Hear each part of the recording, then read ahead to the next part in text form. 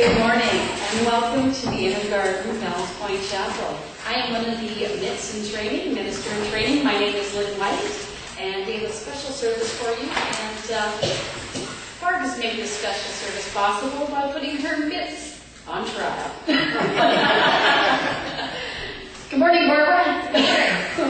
I'd like to introduce Maureen, my fellow Minister in Training, and Derrick Whiteskycloud, my fellow Minister in Training, and our guest speaker today. So welcome, and thank you, Derrick, for coming. And of course, I can't forget Barb's line. This is the day that God has given us. So let us rejoice it, let us embrace it, and let us just have a wonderful service this morning.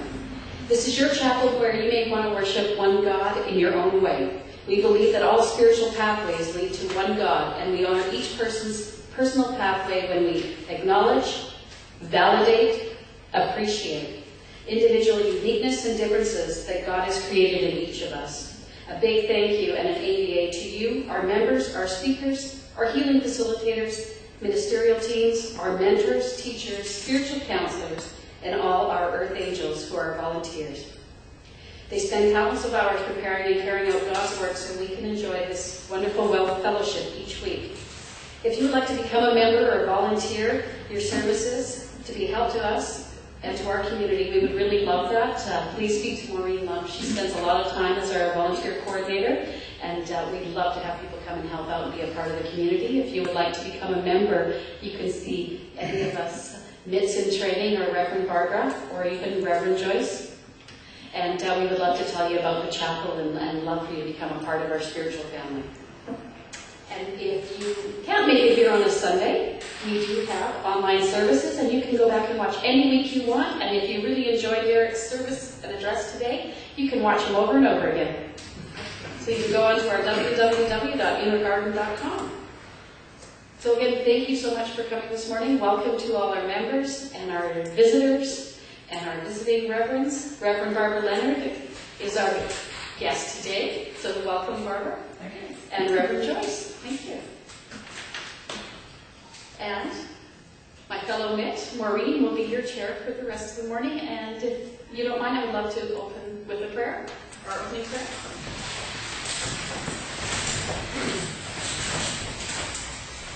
Dear Mother, Father God, Infinite Spirit, we thank you for this beautiful day.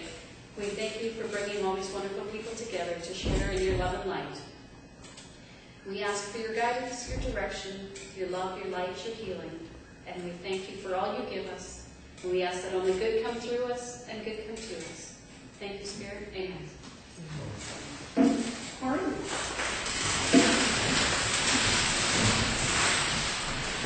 Good morning, everyone. Good morning. Good morning. And welcome. And yes, this is a special morning for us all. And we're basically been told we're in charge of the service this morning. And I'm quite honored to be up here actually with Derrick and with Lynne. And also I would like to acknowledge Dale Haggerty. She's up in Bayland B. Hopefully one day all four of us can be together up here on the rostrum. But Dale, as you know, you're always with us and we love you. And we look forward to your feedback as well when you're watching us online. So what we'd like to do is, first of all, I, as a volunteer coordinator for the chapel, would like to acknowledge all those who have helped me in this past year and continuing to do so. And today our music ministry is Celia Collins. She's with us today. And without our music ministry, I personally feel a little lost because my voice has a tendency to travel in different areas, but with the music ministry, we just seem to bring it all together and help raise the energy in the chapel here, which I think is wonderful. And for those who watch us online, that it also sounds just as good and it raises the energies wherever you are as well. Having said that, I'd like to now turn to song number 10, and it's called The Rose.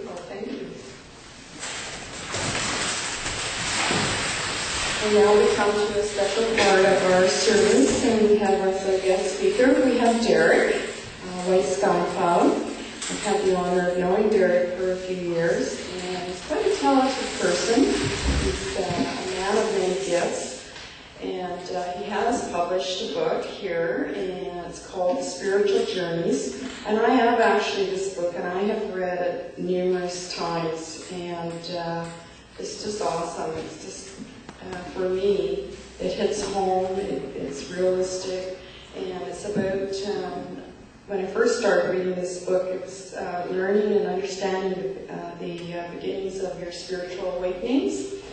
And the way it's written is very simple and very understanding. And these we have at the desk here by the door if you wish to purchase the book. And I believe they're $20 for the book, and it's a well investment. I would encourage you to have a look at that. And Derrick also has not only done that, he has his own talk show as well, called Between the Two Worlds, which airs Tuesday nights at 8 p.m. And also with this website, if you have any questions, he has an awesome website. I went on that recently as well. So it's my pleasure to introduce you to Derrick Whiteskycloud, who's our guest speaker today.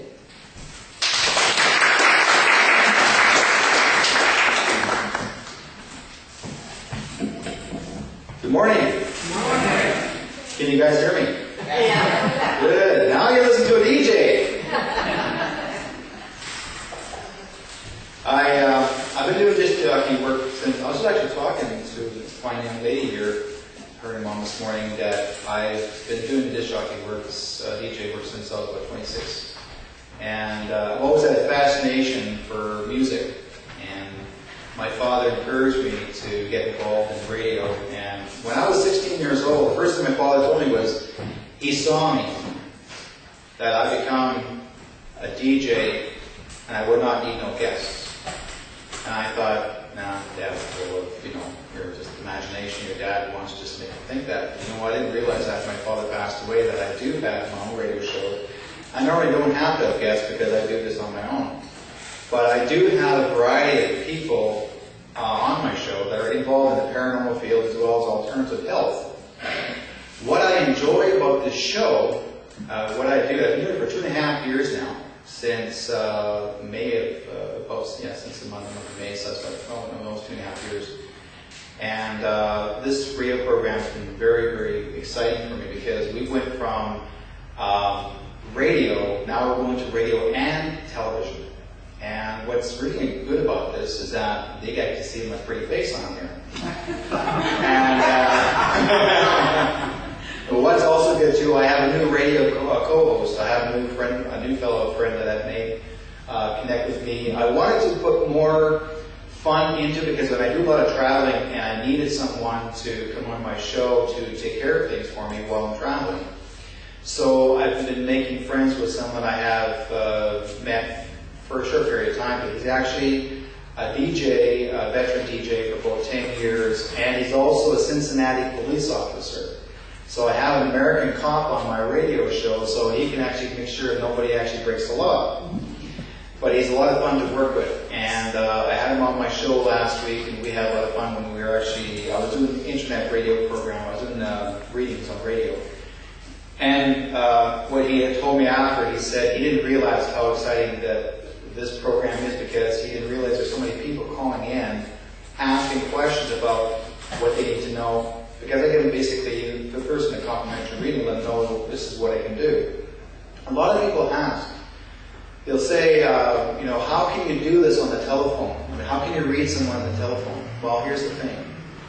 It makes no difference if you're on the phone. It makes no difference where you are. If you are guided and felt you need to send some healing energy to someone or give them a reading, you will just feel it and trust that. And a lot of people out there at times will say, well, I get these feelings, but I'm not sure. I'm kind of hesitant about that. I'm not sure if it's real. Should I give them that message? And I tell everyone, I said, you know what? If you're guided to go with this, do it. Don't be afraid to say what you want to say. Because we always have a bit of a fear, like a little bit of hold inside of us thinking, okay, now, if I say this, What are they going to think of me? You know, here's a best friend, you want to tell them, well, you know, I can tell my best friend, I want to tell her, give her some advice, but I don't want to hurt her feelings. Or I want to hurt his feelings. Most guys don't tell buddies, you know, they like to keep it to themselves, you know, hey. But the girls, they like to tell each other what they think, because they want to make sure that their friend is very strong and supportive of each other. That's how strong their relationships are with each other. But guys are different. Guys are like, hey, buddy, you know, we gotta talk here. Take him aside. You know, I have these weird feelings. They're not sensitive, but there's weird feelings. And so these guys, you know, we try to show our expression of care for that friend. And if you feel you need to tell them, tell them. You know, it's really, really important because there's a reason. Also, when people, I've actually met some new people here that come to the church, welcome. And that have not been here, because there was a couple of people that were here last week who weren't in the church service, but came after the church service. And they themselves felt that they had to be here. Why? Why do they feel they have to be here? Because something in the other side of the world told them, the spirit world told them, you have to be here for some reason. You're guided to be here for some reason. You have to meet someone or some people. And that's exactly what happens. We're guided to go somewhere. Even if you have to get up in the morning and you say, I don't know why, I need to get up and do some jogging, I need to get up and go to the store, or I have to go meet something or do something. The most outrageous thing in the world, or I have to wear my pants on backwards today because I don't know why, but I just got to do it. Okay? I mean, if you look at young kids, they wear their pants down past their butt. I don't know why you had to do it, but they did. Oh yeah, my wife just told me this a couple days ago. Do you know why a lot of the youth wear their pants past their waist and their shorts way up and want that exposed? It was considered as a gang member thing, and it wasn't because of the gangs. It was actually started in prison. The prisoners started that idea. They brought that to the streets. So you see how influential society is? They're so easily caught up into thinking, what can we do to change things? So that's what they do. So the fashion society got the idea from the prisoners that are incarcerated, because they just want to be different. So here's the thing, we are all different. Not everybody has to be the same, but we all have a different idea of where we live. So here's one thing. Not every psychic is the same. Not every medium is the same. If you want to call it psychic or medium, you can call yourself a counselor, channeler, intuitive, it's whatever way you want to call yourself. That's your own decision. But there is that gut feeling that we use, because we never used that when we were young. I never even knew what a psychic was. We never used the word psychic. And there was actually a fellow that I worked with, actually he was on my radio show, Kenny Kingston, who was very famous. He's still living. But Kenny told me one day, that one night at my show, he said he was with Bert Griffin. And Bert Griffin told him, when Bert Griffin introduced him onto his show, he called him his psychotic. Never called him his psychic, he called him his psychotic. Like, look at my psychotic onto the show. And I'm like, okay. But Kenny just ate it up. Nobody knew what a psychic was. But they still called him a psychotic. Or my psychotic friend. Must be crazy going for a Griffin. But that's how it works. We always try to come up with something new that will make us feel that we're needed. So a lot of you out there, no matter what you do, it isn't always, like, sure, I do this for a living, and these ladies here do their own work for a living. But we always have a sideline or a job of sorts. But it still keeps us busy, no matter what. And I enjoy what I'm doing because I do a lot of traveling. I work with the communities. And my other work is also, I work as the Indian Residential School counselor. I do work with a recovery program to help our people. Like, I'm Aboriginal myself, I'm Métis, so we help our people that have experienced residential school and help them go through the recovery program, to help them go through the healing. And I'm involved in that. And there are very few of us around that can do this job. And we try so hard, as much as we can, try to help our community. So it keeps us busy all the time. Like I said, I travel a lot, whether I'm in northern Alberta or I'm going to Regina next week, and I'm going to be gone for a week doing a workshop. And in this workshop, it's going to be training me more with the Indian Residence School Recovery Program. I've gone to that workshop, and I'm working with all the elders that are all across Canada. They're all meeting together. And we're going to help each other in the community so we can actually share this work so we can help all those people that need healing. Because there are a lot of young people today, even Aboriginal people today, that I've actually come across a lot of young women, young men, and they've actually told them themselves they've actually had these really strange feelings to make contact with the spirit world, and they don't know how to do it, they don't know how to handle it. Because they were taught an old belief system, no discredit from the churches, but they were taught by an old belief system by some of the churches that they weren't allowed to make that communication because they believed they were devil worshipping. So they put that fear in front of them. But the children today now, they don't want to be afraid. They want to learn. And there are more kids that are actually more aware of their gifts today than ever before. I mean, I'm sure you guys have seen that show, the new TV series, Psychic Children, on Paranormal State. Well, there's a lot of kids out there today, even in this area, that are very strongly intuitive. I've got their parents calling me up all the time and asking me, my child, she's so psychic. She's telling me stories that even her grandmother she never met, but yet she's describing her grandmother and told her by name who she was, which is simply amazing. I was actually doing a psychic party day before yesterday. Here's a 5-year-old boy in the house. And in this house, he's living, a little 5-year-old boy. And he has an auntie. Now, this little 5-year-old boy did not know that his auntie had a dog that passed away before he was born. And he was playing. He was going, come on, come on, come on. And she goes, what are you doing? Oh, I'm playing with your dog, auntie. And what's your dog's name? Joey. And she went, shock. That was her dog's name. So children are so connected to the spirit world, even with animals. And I said to her, I said, that's a good. Your nephew is so connected to the spirit world so well. And because they don't know this, they don't know the emotions yet that we have already experienced. They don't know the doubt. They don't know the anger. They don't know the hardships that we dealt with when growing up. So they're like an open book. Those children are so open right now because everything to them is love. Everything to them is nothing but unconditional love. And when they feel that, all they want to do is help. No matter, because their eyes are only seeing what they're developing. That's why there's more children saying, I don't know why, but I see these things. And they're very silent about it. A lot of kids don't tell each other what they do see. And if they did tell their parent, some of those parents don't want their children to carry that gift, to continue with it, because that mother, she's afraid of her child coming to harm. So she's telling her child, be careful, be aware, be careful.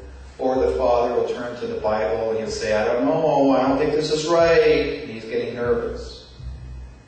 But yet they can't stop the child from experiencing. And that child's in silence. And that child becomes ridiculed in school because he or she, what they are experiencing, they go to that school that they go to, education every day, and they get teased and bugged because they dress differently. They don't know why they have to dress almost like goth or some other way. They just feel they have to. Why? Because this is actually a cell memory from their youth, from a past life.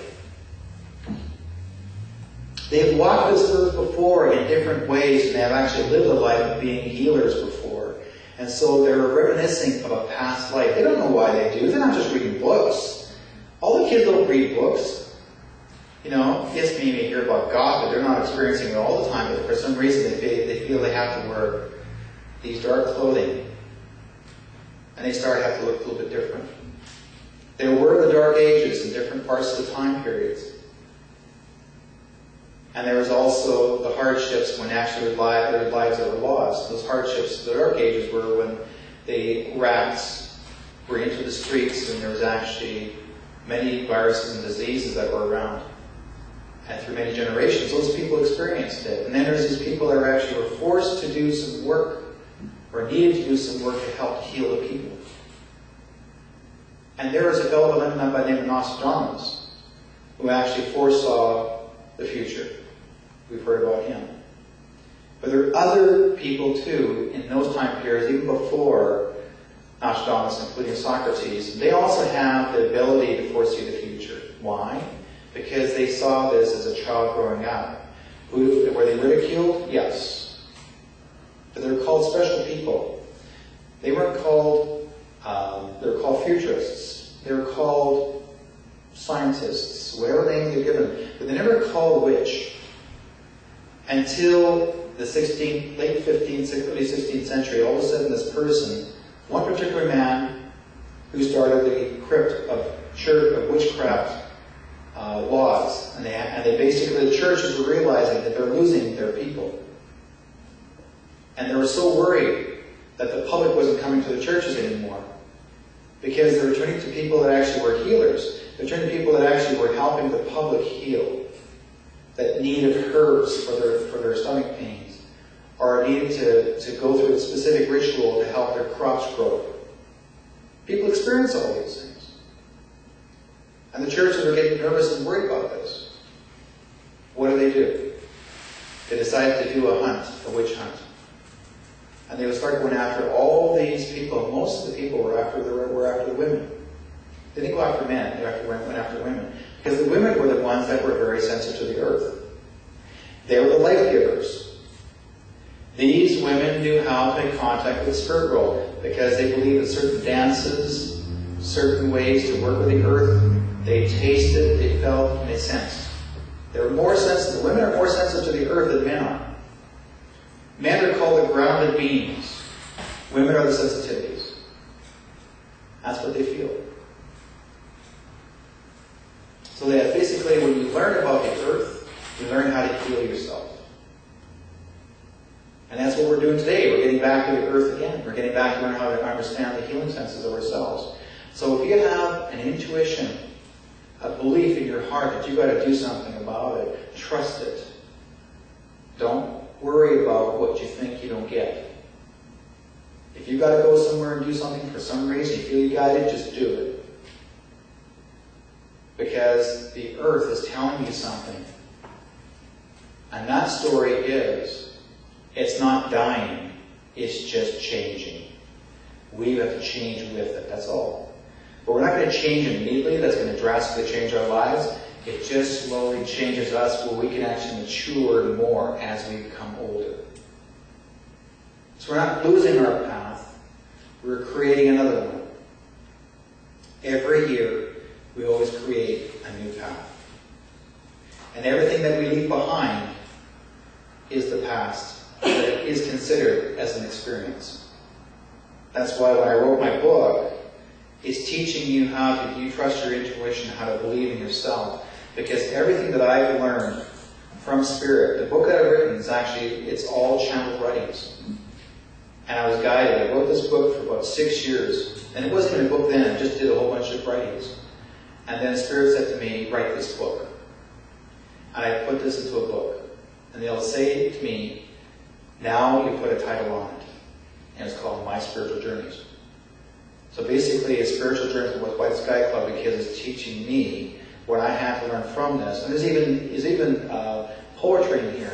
And it's also guided from Spirit. These are angels telling me what I have to share with you. I never used poetry when I was a kid growing up. I had no interest in it. But all of a sudden, they just said, write. I'd be out in the middle of the night in my backyard, looking up to the stars. Midnight, 2 o'clock in the morning, writing with Spirit, just writings. And sometimes I could not even see in the dark, and I'm writing away pages and pages and pages. And then I go into the house, and my wife has to transcribe the whole thing because the writing's a little bit sloppy, but we had to redo it again. That she has to redo the whole thing, re-edit it for me. But it has to be because she's also guided Bob with me to help me put this book together. And so there's a reason why we're put here in this world, because each of us has a journey to work with. Trust that journey, because you'll never feel lost. The only time you ever feel lost is because you let yourself. Thanks, folks.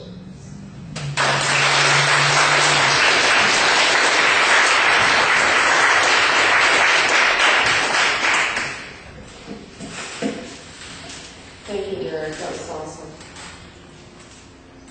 Okay, now the next order of our service here, which is a very special part of our service, is the healing meditation. And this time, I ask those, and we have chairs at the back of the room, those who would like to receive healing. And we also have a bowl at the back, and it's first names only, because God knows who the prayer is for. And healing actually begins as soon as you request it. God is energy, and each day the healing facilitators will ask for healing to be sent to those people whose names are in the bowl, and God receives the thought and it is helpful when she sends it.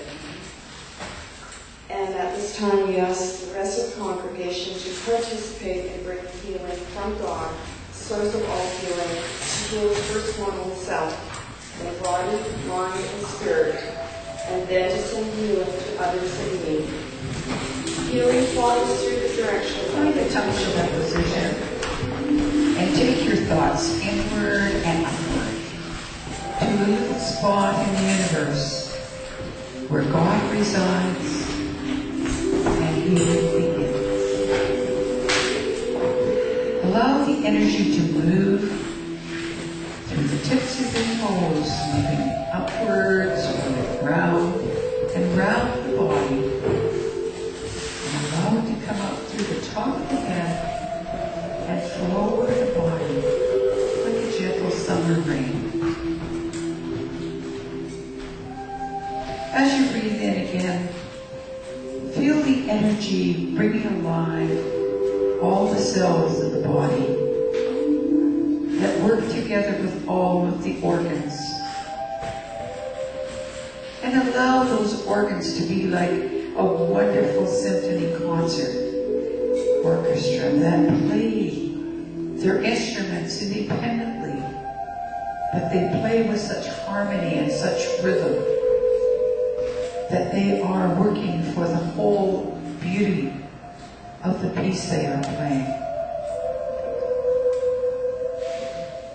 And as you breathe the energy in and revitalize all of the energies in the body, in the cells, and the organs, know that you are doing that to bring healing to the whole. And as the energy comes in again through the tips of the toes, allow it to expand into the mind.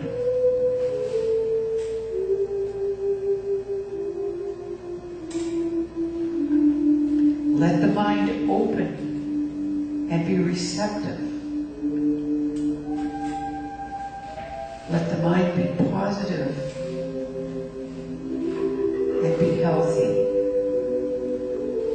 so that it may touch the dreams, the ideas that God has to make you all that you can be. Allow those dreams, those thoughts, those energies to come through the mind to healthy growth, so that they will grow and produce the dream that God has for you.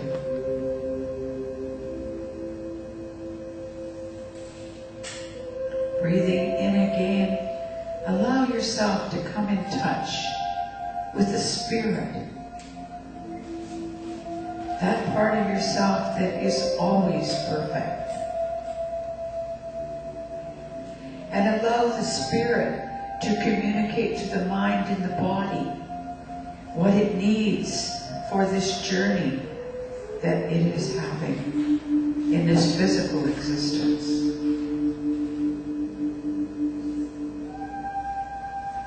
And as you have healed your own self, body, mind, be like a pebble in a great pond of energy, and allow your energy to move forward and ripple outward, and let it touch each member in the room. And joining together, allowing the energy to draw through everyone to facilitate the healing.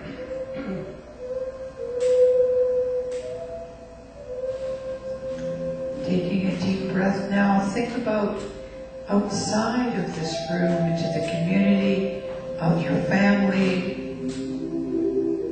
the community around you, of your teachers and your leaders, and allow that energy to ripple out and touch all of them, so that they too may experience the wonderful healing, the wonderful peace.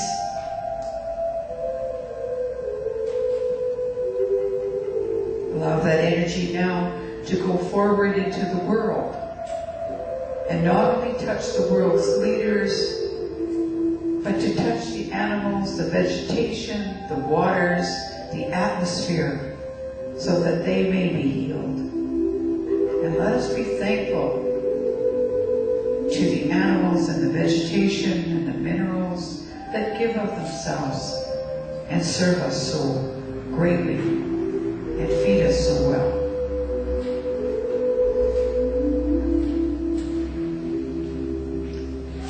Allow us now to reach out into the universe, into other parts of the universe that we are not familiar with.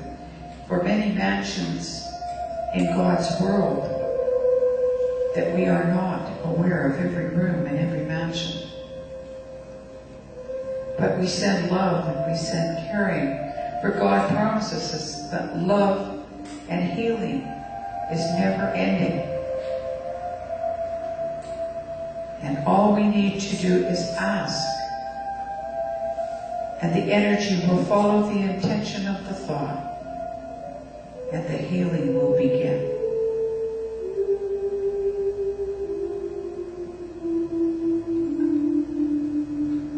Now, as we circle back to the seat of the soul, take a few moments just to sit quietly before you come back to your everyday, workaday world, to enjoy the tranquility and the peace of the healing area of your garden, the inner garden of healing.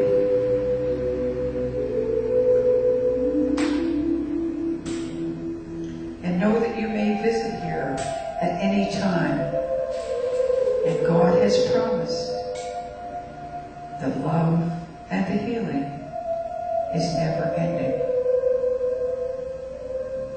So open your hearts, your mind, and your hand.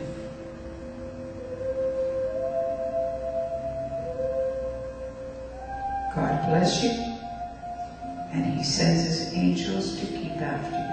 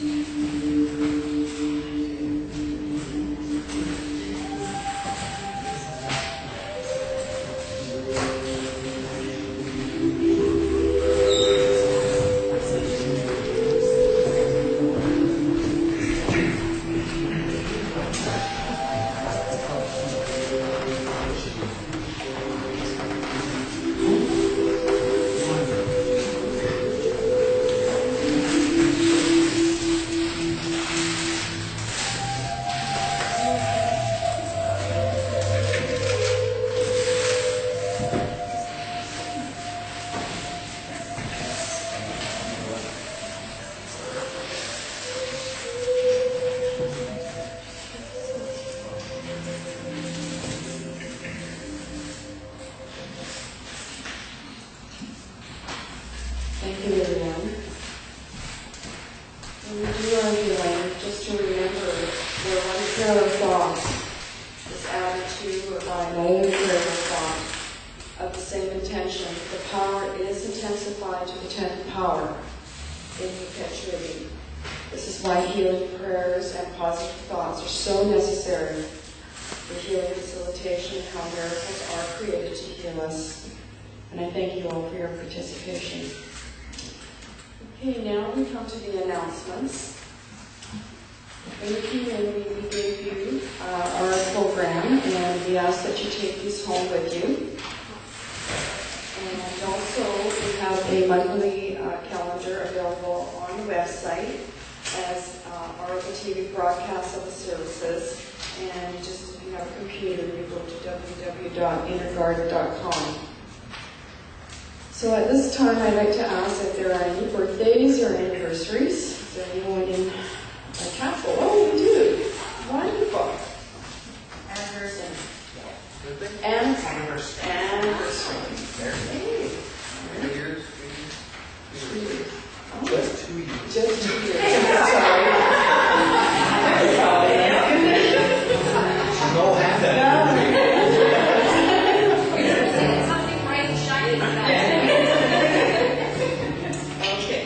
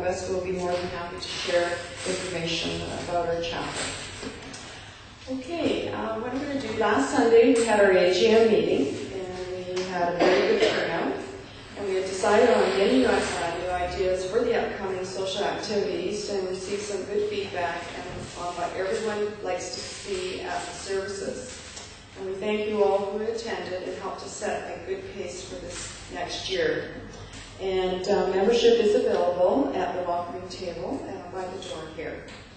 And the other, which unfortunately I had to miss to an unforeseen commitment on Wednesday, but Rosemary Phillips was here, and I understand it was an awesome performance. And I'm hoping that they will bring her back again, and she's just a wonderful medium. So those who missed out, you will want to keep an eye out for our functions, and we hope that she will come back again. And also as a speaker, she has spoken at our chapel as well and Sunday services. She's been a wonderful guest. Now for our next upcoming event, I see here we're going to have an evening tea with a psychic. And that's to be announced at a later time, the dates. And, oh, I see Barbara's written here. Sometimes she's called medium rare. Barbara has presented this program in tours in BC, Alberta, and Ontario, many times to sold-out audiences. The show is full of humor, information, and messages for the audience. We will have tea and cookies during the question period at the beginning of the show. So that's an event to look forward to and keep our eye out for the date. So we look forward to that. Okay, now it's come time that I ask, we'll stand and we'll do our offering song, and the garden of life, another kind of life in your book.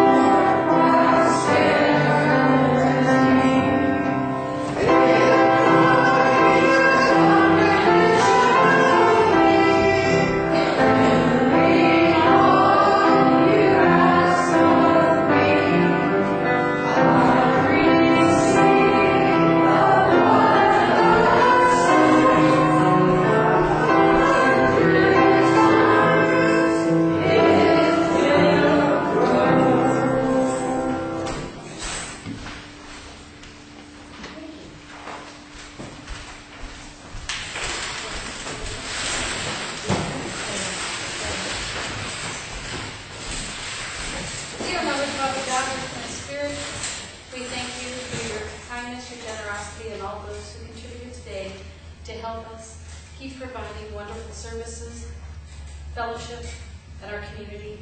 These funds will be used in the highest and best for the inner garden. Thank you. Amen.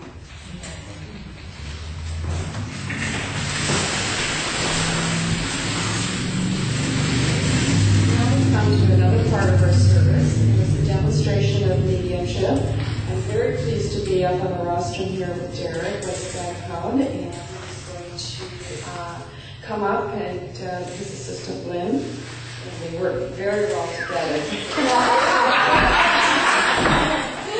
So I'm going to ask, if they come to you, would you please speak up and say yes. If you do not wish to receive the message, you can also say no.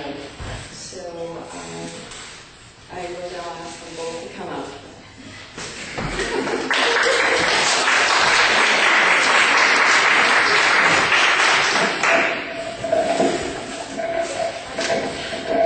Okay, we're back. Now, before we go any further, I want to share something with you folks before I forget. Actually, when I had my radio show, 1410 CFUN in Vancouver, a couple of years back, Barb was my co-host when I was on travel. So I used to call her my medium rare. So I was medium well, gone. Okay, you guys ready? Okay. Let's get going here. Now we want to do me or you first? You're the guest. I just did not trust You said you have a message for something. No, I said Maureen. Oh, okay. Okay. I'm going to pick on you guys It's today. all about you. Okay. Let's see what we got here.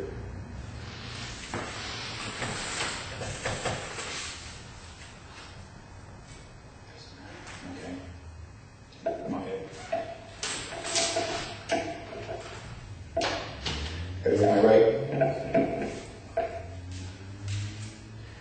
May I come to you, please? Lady in the gray. You're wearing gray top, gray coat. What's your first name, my friend? Bernice. Okay, I want to come to you, my dear. I have an older man who's crossed over, and I have an older man, and I feel as if he's like a father figure, granddad. Your dad's father's side of the family's crossed over. Does that make sense? Is your father here? Is he crossed? I was supposed to believe that. That's what I've been told. Who told you that? Growing up. Okay, you were told your father passed away? No. Okay, your father's just gone? You haven't made contact with your dad, your birth father? Okay, you've been wanting to find him? Okay. Search towards the east of Canada. Understand? There's an older man here who's in spirit. Your father is still here. Your grandfather has crossed, which is his dad. He's telling you to go east, and when I say go to Ontario. Now, there's someone who has the name like a letter B, and as if there's actually like a Brian name to the family, okay? I don't know who he is, but he, like, it's almost like, what's his name?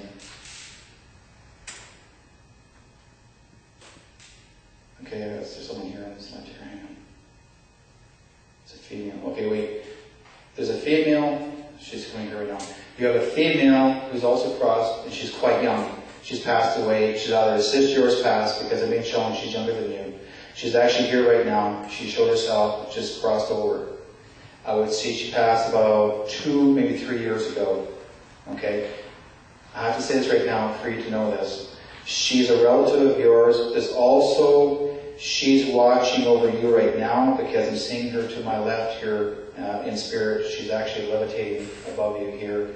She's with you quite well.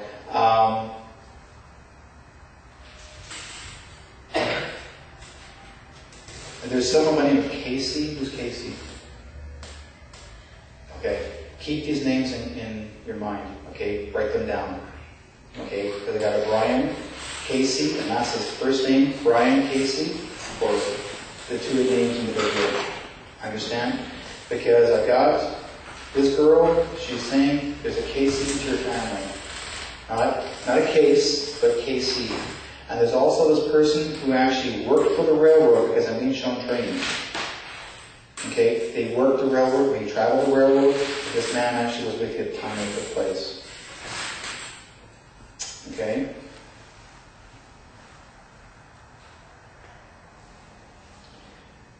May I ask something? Yes. Who is Clifford? Who is Clifford? Who is Clifford? Sorry? Who is Clifford? Because he was the man that's supposed to have been my dad. Said that he was. Your dad's still living. Your grandfather's crossed. But you keep on the Brian name, and I don't know who Brian is. So I would say that he's related to the family. I would check it out. I want to go east. I want to go to Ontario, towards that direction. I Sorry? don't know anyone that way.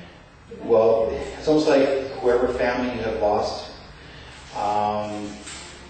he's up that way. He's up that way. They're probably Sarnia. Like she's saying, she thinks it's Sarnia in that area. I really strongly feel you need to go to Ontario. I'll tell you this right now. I've done this before, where a young lady came to see me, and when she was born, she had a brother, but she was never in contact with the brother. Never knew him after he was 2 years old. They were separated at their birth, or babies, and she herself came to see me, and she was in her early 40s when she came to see me, and she asked me if she could find her brother, but she had no idea where he was living. I told her where to go. I said, you find that name in that area, in that specific town, and she went there and she found him within a month. So if I'm saying towards Ontario, I mean saying East Ontario, so he could be living there right now, and you may not know it. You know what I'm saying?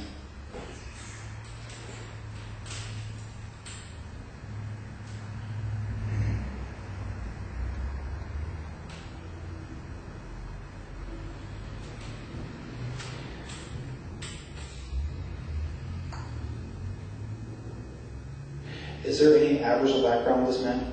Sorry? Any Aboriginal background with this man? Aboriginal? Yeah. My one that said I was my Birth father. No, he's English. I would say his last name is Sargentson or Sargentson. His last name looks like a sergeant name. Do you know that last name? Check it out. Okay? I would seriously check it out. But give me a call, let me know more about this. Okay. Good.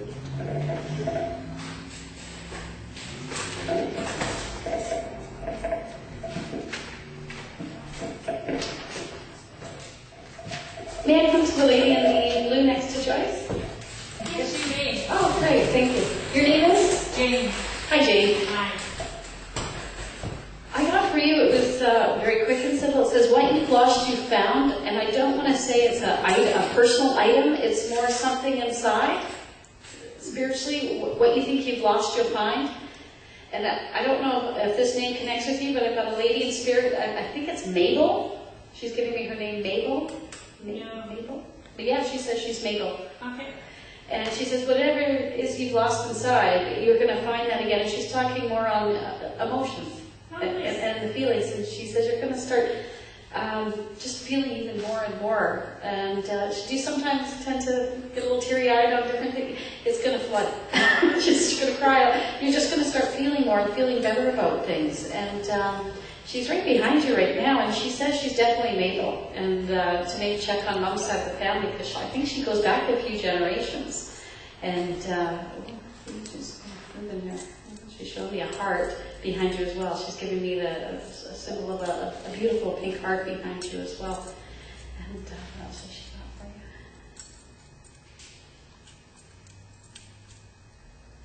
She wants you to enjoy November. There's something coming up for you in November, and it's very special and personal to you. And she said November is definitely a very, very nice month for you. But just wants you to just start feeling again. She says you're going to feel alive again. And, but whatever it is you feel you may have lost, you're going to find that again. I'm sorry. I just pulled a Reverend Barbara.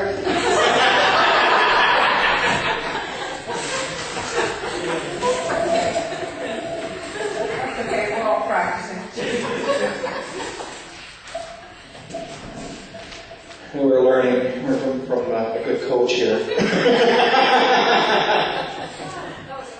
Actually, I'm going to do this. I'm more free of this. Okay.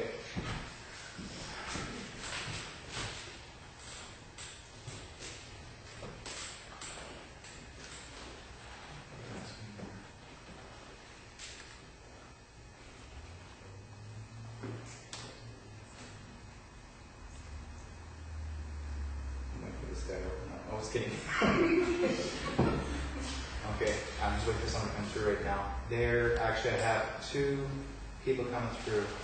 I have a mother and a father who's crossed over. I'm on over this side right here. Both mother and father's crossed.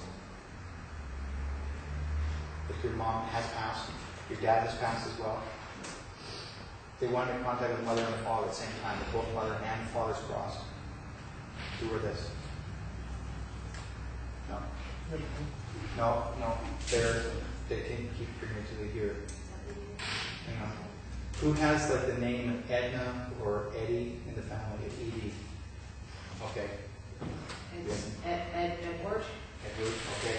We're not done yet. Okay. Is your mother still here? Is your mother crossed over? No, she's still here. Okay. Okay, so there's actually the father's crossed over because you talk about the mother and the father crossed over. Are you separate from your family? Like you actually have a different family? Sorry? Or you have different family if you're adopted, so to speak? You don't know. I'm under lock and key. You're locked under lock and key. That's what they tell me. I've got a funny feeling that for some reason there's something going on here. Because they got the Edna or Edney, like the Edward name, and they keep strictly. I'm my mother's daughter, but I'm not my father's daughter. Okay. I know that.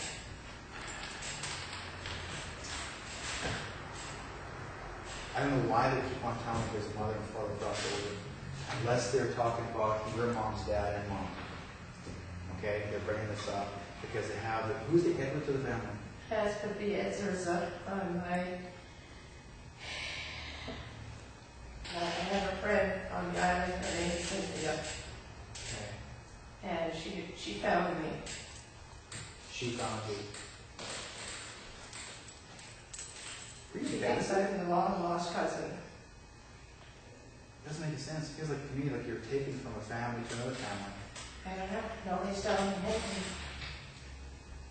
I just know I'm not part of the family.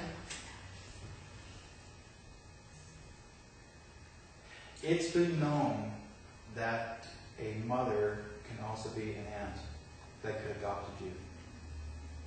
Because I feel like there is something going on here that it's, to me, it's like it's Like I said, it's secret lock and key. like it's almost like this is an investigation that's involved. That somebody I was told by them. some of your family, some of your family actually went missing. They went missing, okay? And it's never been solved. To me, it feels almost like it sounds like a crime.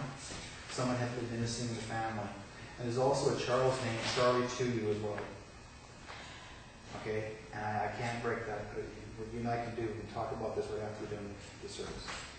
Okay? Because it really feels important. Can't let someone else grab these things. I can't stop. They won't let me. But this is going to help you a whole lot more. I'm going to basically come to terms with what's going to happen.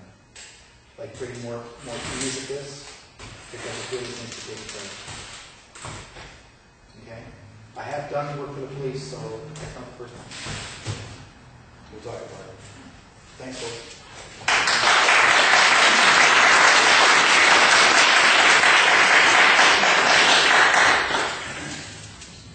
Thank you, Derrick. And actually, I do have a message for someone, and she won't go away. And it's bringing me to the side, and now I know who it is. I'm going to come to Marielle. She's on the right side. And she has like silver gray. Is it your mother? Do you have mother in spirit? Yeah. She's telling me to tell you she knows that you're having quite a difficult year. And she wants you to come out, like, don't be afraid. And just put your foot forward. And she's been holding this bouquet of flowers. She's been standing beside you, just wanting to give it to you. She wants to thank you for all you've done for her before she passed. She loves you very much. She's there with you all the time. When you're meditating, you'll feel her on your right side, and as you're breathing, that's your mom. And she wants to give you this beautiful bouquet of yellow and red roses, especially for you. Take care. She says things are going to do. You're going to do well, and take a step at a time. Okay. Thank you. Okay, this pretty much brings our service to an end. And at this time, I do want to really thank everyone that's helped us bring this all together.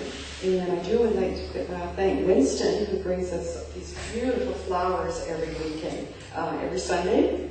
It's just gorgeous. And I kind of like it tells me that you don't want spring or summer to end, because these basket of flowers just beautify our church here. And thank you, Winston, for bringing them. We are certainly enjoying them. Okay, I'm going to ask Lynne to do the closing prayer. And we will form a circle, and we're going to say number 48, let there be peace. After the service, I ask everyone to join us and stay for a while. I have some coffee, and we have some goodies as well. Dear Mother, Father God, and the Spirit, we thank you so much for bringing this beautiful service together. We thank you for your guidance, your direction, your healing. We thank you for all that we have and all that we can give. We work in your service every day. Amen. And thank you, Mitch. You did a fantastic job.